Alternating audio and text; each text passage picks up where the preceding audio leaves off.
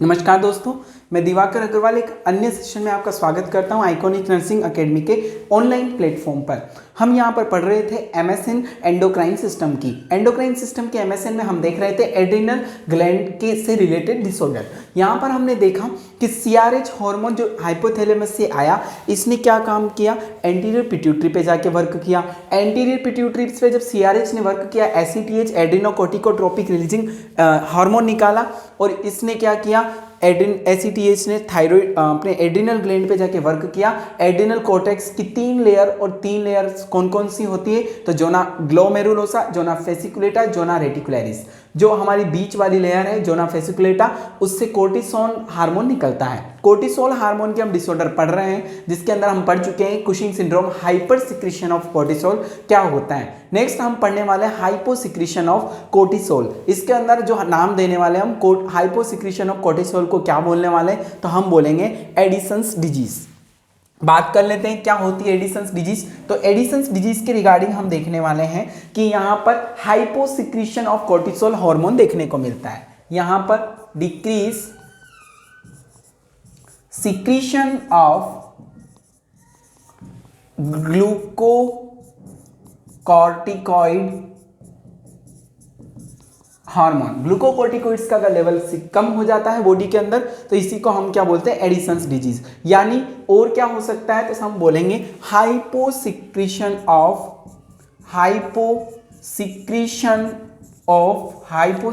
किसका हो रहा है, कोर्टिसोल का। ये ही यहां पर देखने को मिलता है।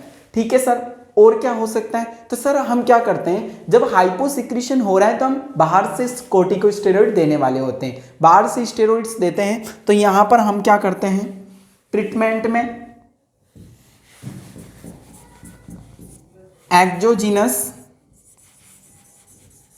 स्टेरॉइड्स प्रोवाइड करते हैं।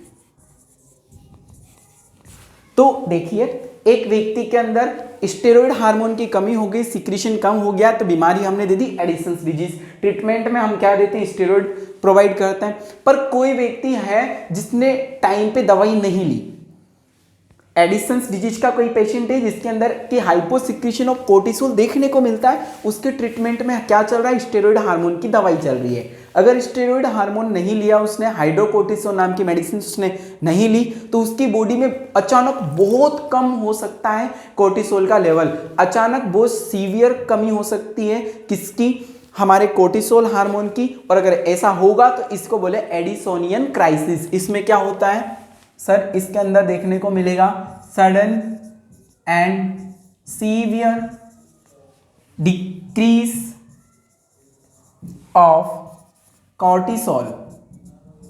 सर ऐसा क्यों हुआ, तो इसके लिए हम बोलेंगे due to miss dose of hydrocortisone.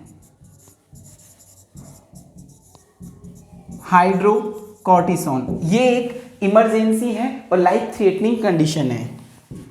It is life threatening condition, ये एक लाइफ थ्रेटनिंग कंडीशन होने वाली है। ठीक है गाइस, तो हमने देखा एडिसन्स डिजीज के अंदर तो क्या होता है, कोर्टिसोल का लेवल कम हो जाता है, जिसका ट्रीटमेंट हमने हाइड्रोकोर्टिसोन स्टेरॉइड के रूप में चलाया। अब व्यक्ति ने क्या किया कि उसके अंदर पहले ही कमी और उसने डोज लेना भी भूल गया, दवाई लेना भूल गया, तो उसके अंदर बहुत ज्यादा कमी हो सकती है, तो उसी को हम क्या बोलेंगे, एडिसोनियन क्राइसिस। और दोनों के सिम्टम अब सेम चलने वाले हैं। तो देखिए आगे और क्या कोजेज इसके हो सकते हैं, देखने वाले हम कोजेस के बारे में कि हाइपोसिक्रीशन कब होगा। या तो हम हाइपोफाइजेक्टोमी कर दें, या तो सर आपने हाइपोफाइजेक्टोमी कर दी, बिल्कुल हो सकता है। सर आपने एड्रिनलेक्टोमी की है, बिल्कुल हो सकता है। सर सप्रेसिंग ट्यूमर हो गया है, बिल्कुल ऐसा भी हो सकता है। अगर सप्रेसिंग ट्यूमर भी हो गया है तो भी हमें दिक्कत हो सकती है। तो सर अब और क्या करें, सिम्टम आएंगे तो सिम्टम भी देख लेते हैं। सर सिम्टम कौन कौन से आने वाले हैं,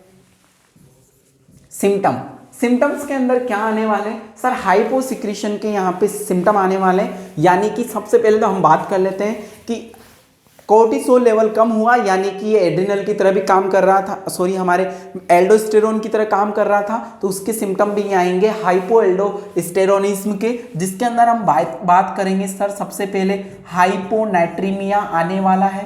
हाइपोनेट्रीमिया के साथ हाइपोवोलेमिया, हाइपोटेंशन होने वाला है, साथ ही साथ शोक होने वाला है, साथ ही साथ शोक के बाद में हमारा डिहाइड्रेशन होने वाला है। अब यहां पर हाइपर कैलेमिया होने वाला है, ये तो पता है आपको, और मेटाबॉलिक एसिडोसिस होने वाला है। सर और क्या हो सकता है? अब यहां पर ग्लूकोज का लेवल कम होगा, इसलिए हम क्या बोल देंगे, हाइपोग्लाइसीमिया होने वाला है। हाइपोग्लाइसीमिया होने वाला है। सर अब क्या होगा, अगर जो हमारा कोर्टिसोल का लेवल नॉर्मल होता तो ये डीमिनरलाइजेशन करा के कैल्शियम को लेवल को बढ़ाता तो सही, साथ ही साथ एक्सक्रीशन को बढ़ा करके हाइपोकैल्सीमिया कर देता। पर यहाँ पर क्या होता है, हाइपोसिक्रीशन है। अगर हाइपोसिक्रीशन है तो डीमिनरलाइजेशन नहीं होगा, ना ही एक्सक्रीशन होगा, यानी कि अल्टरनेटली कैल्शियम का लेवल तो बॉडी में बढ़ेगा। तो हम यहाँ पर बोलने वाले हाइपर कैल्शियमिया देखने को मिलेगा। क्या देखने को मिलेगा? तो सर हाइपर कैल्शियमिया देखने को मिलने वाला है। और अगर हाइपर कैल्शियमिया देखने को मिलता है तो हाइपर कैल्शियमिया के कारण ही हमें क्या देखने को मिलने वाला है, हाइपर कैल्शियमिया के चलते ही कि जब कैल्शियम का लेवल बॉडी में बढ़ने लगेगा तो रीनल स्टोन होने के चांस होते हैं।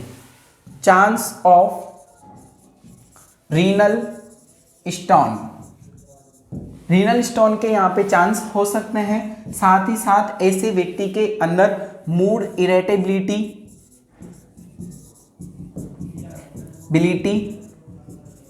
लिथार्जिक कंडीशन भी हो सकती है। सर टेकिपनिया नहीं होगा, यहाँ ब्रेडिपनिया होगा, ब्रेडिकार्डिया होगा, ठीक है। ये सिम्टम हमें यहाँ पे देखने को मिलने वाले हैं। सर और क्या हो सकता है? ऐसे व्यक्ति के अंदर वुंड हीलिंग बहुत स्लो होने वाली है, स्लो वुंड हीलिंग, साथ ही साथ यहां पे चांसेस ऑफ इंफेक्शन भी होंगे। ठीक है सर, बिल्कुल हो गया। तो अब क्या करें सर, डायग्नोसिस कर लेते हैं। बिल्कुल, ये डायग्नोसिस हो जाएगी अभी। डायग्नोसिस में आपने हिस्ट्री कलेक्शन किया, फिजिकल एग्जामिनेशन किया, साथ ही साथ इलेक्ट्रोलाइट बैलेंस चेक किया।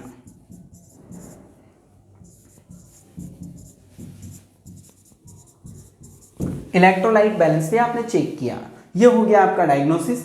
अन्य आप ट्रीटमेंट लेने वाले हैं, तो ट्रीटमेंट में आप क्या करेंगे देख लीजिए। ये ट्रीटमेंट में आपने देखा हाइपोनेट्रीमिया हुआ है, इसलिए आप यहां पर फ्लूइड देने वाले हैं, आईवी फ्लूइड। कौन सा होगा सर? हाइपरटोनिक। सर इस कौन सा है सर? 3% NS, ठीक है, मान लिया सर। और क्या आप कर सकते हैं? तो सर ऐसे व्यक्ति के अंदर जहां सोडियम की कमी है, हम डाइट के अंदर सोडियम तो बढ़ा देंगे और पोटेशियम कम कर देंगे। तो वही हमारा डाइट के लिए हम बोलेंगे। तो डाइट में क्या करेंगे सर? आप सोडियम तो बढ़ा देंगे और पोटेशियम कम कर देंगे। सर और क्या करेंगे आप? तो वो भी सुन लीजिए। हम यहाँ पे ट्रीटमेंट के रूप में हाइड्रोकोर्टिसोन नाम की दवा देने वाले हैं। ट्रीटमेंट में मेडिसिन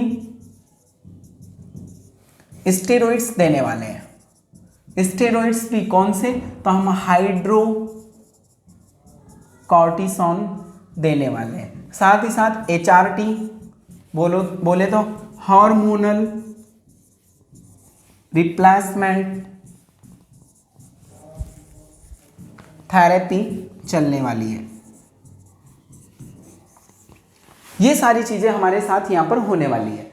अब हमने क्या देखा कि सर हाइपोसिक्रीशन हो गया किसका? हमारी ये हमारा हाइपोसिक्रीशन हुआ, किसका हुआ हाइपोसिक्रीशन? हमारे कोर्टिसोल हार्मोन का, तो इसके कारण एडिसन डिजीज हुई। इसको हमने बोला एडिसन डिजीज। इसके ट्रीटमेंट में हमने हाइड्रोकोर्टिसोन स्टेरॉइड चलाया। अगर पेशेंट खाना भूल गया, मिस डोज हो गई, तो मिस डोज के कारण एडिसन क्राइसिस हो सकता है। ये एक सीवियर कंडीशन है और ये एक लाइफ थ्रेटनिंग कंडीशन भी होने वाली है। ठीक है, कोजेस सबके सेम चलने वाले हैं। तो कोजेस के रिगार्डिंग हमने बोल दिया कि सर कोजेस में हाइपोफाइजेक्टमी, यानी आपने अब एंटीरियर पिट्यूटरी आदेश देने वाली नहीं है, तो फिर आदेश कहाँ से होगा? एड्रिनलेक्टोमी, एड्रिनल ग्लैंड भी नहीं है, तो फिर हार्मोन कहाँ से आएंगे? तो काम तो नहीं होने वाला। अब और क्या हो गया सर सिम्टम्स में? तो हाइपोनेट्रीमिया देखने को मिला, साथ ही साथ हमें हाइपोवोलेमिया देखने को मिला, हाइपोटेंशन देखने को मिला, शोक देखने को मिला, डिहाइड्रेशन। क्योंकि ये ऐसा क्यों हुआ? क्योंकि यहाँ पर ये हमारे को एल्डोस्टेरोन की तरफ वर्क कर रहा था। साथ ही साथ